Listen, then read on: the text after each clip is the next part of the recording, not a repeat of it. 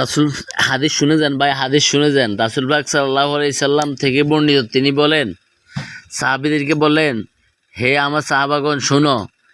তখন রাসূল পাক সাল্লাল্লাহু আলাইহি সাল্লাম বললেন, ইয়া রাসূলুল্লাহ, কি?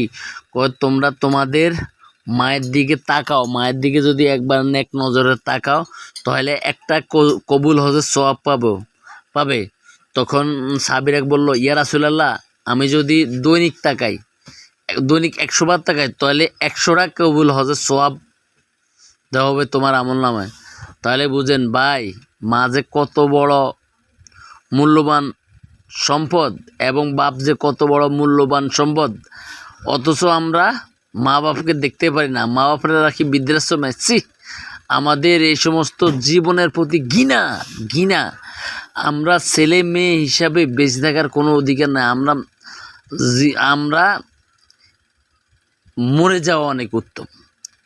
কারণ আল্লাহ নবী বলছে, একবার তাকাইলে নেক নজরটা কি আমি বলি, নেক নজরটা আমিও একসময় বুঝতাম না, এখন বুঝি যে নেক নজরটা হইলো, আরে আমার মা শুকিয়ে গেছে, আরে আর মা অসুস্থ, আরে আর মা খাইতে পারে না, বা আরে মারে কেমিক্যাল লাগে, এটারে কয় নেক নজর। নেক নজর যদি তাকান আপনি, একবার তাকাইলে একটা কবুল হজের সওয়াব। ভাই আপনি মক্কা শরীফ যাইবেন, নামের হজ করবেন, কী লাভ হইব? দরকার নাই তো এই হজের।